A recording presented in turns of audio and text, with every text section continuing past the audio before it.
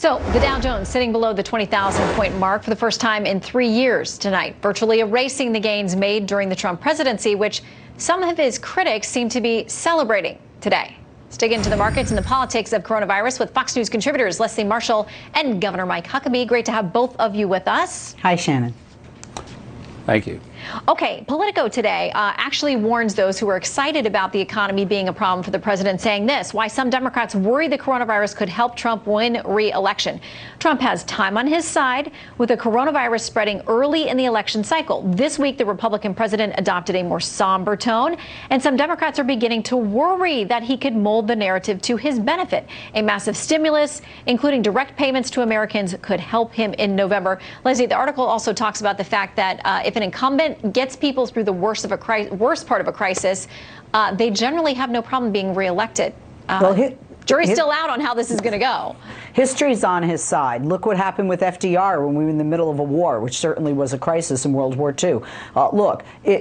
Donald Trump has the opportunity right now. This is his moment to shine, to unite the country, to truly be presidential, to change course in his behavior, quite frankly, over the past few years. And he could, quite frankly, easily win re-election if the people perceive that he has taken us through this crisis, got us beyond coronavirus, helped not just the economy, but the personal income in our households to be sustained. He will be a hero. But if he doesn't do that, he will be a one-term president, because not only are Democrats waiting to make that argument, but voters are looking to elect the person they feel most confident can handle and take us through this crisis. Yeah, and that gets to what Bloomberg says today. The coronavirus hits at the worst possible time for Trump's re-election. Kind of the counter to the Politico story. They say history isn't kind to incumbent presidents with a lousy economy. And Governor, right now, listen, the immediate aftermath is not going to look good.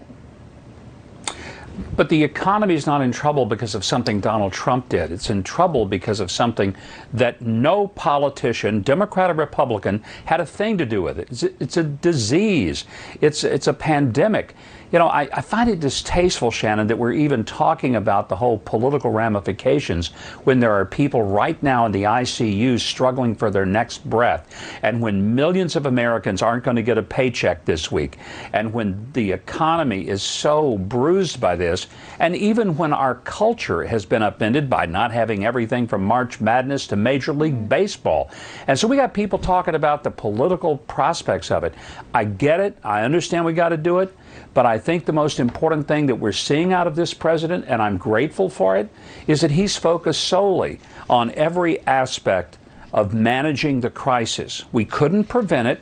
We'll do what we can to mitigate it.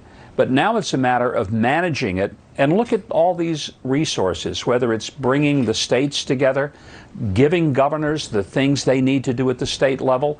I think it's significant that you even have two of his biggest critics, Gavin Newsom and Andrew Cuomo, who are both saying that President Trump has given them what they've asked for. That is significant. Yeah, I mean, Leslie, that's your state, one of those, and it has been unusual to see. I mean, we saw Governor Cuomo, too, here back on the East Coast, give a very lengthy press conference with plenty of good things to say about this administration. He was very measured. I'm starting to hear more of an apolitical, nonpartisan talking point from a lot of different people, regardless of what side of the aisle they're on, across the country. It seems like people are starting to get the severity of this and the necessity of trying to work together.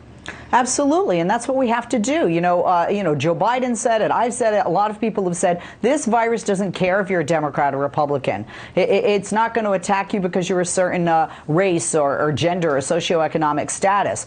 If the president and the administration are doing good things, which the governor in my state, Gavin Newsom, or like Governor Cuomo in New York or others applaud, that's because I believe they're telling the truth. And I think we need to look forward and not keep looking back, because we did miss the mark on this. We lost time, but we really are working hard now to make it up. Look at how fast they turned around the first vaccine that has come out. That's amazing. And that's a tribute, and I'm not going to say, no offense to the president, that's a tribute to our nation. And I think that's what America does best, and this is when we become our best. Yeah, and Governor, I see that too. I mean, we keep featuring these people who are just doing local things in their neighborhoods and getting more and more organized. But I mean, it is so inspiring to see how the American people can come together and do all kinds of good things when it gets really tough.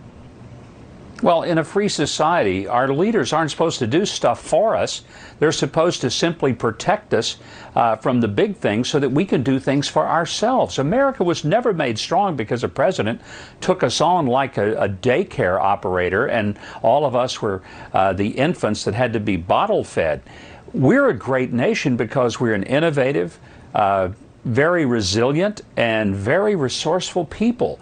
When a president understands, recognizes that, turns us loose, turns loose the scientists, turns loose the people with ideas, quite frankly, turns loose governors so that they can manage their own states, which is where this stuff ought to be done.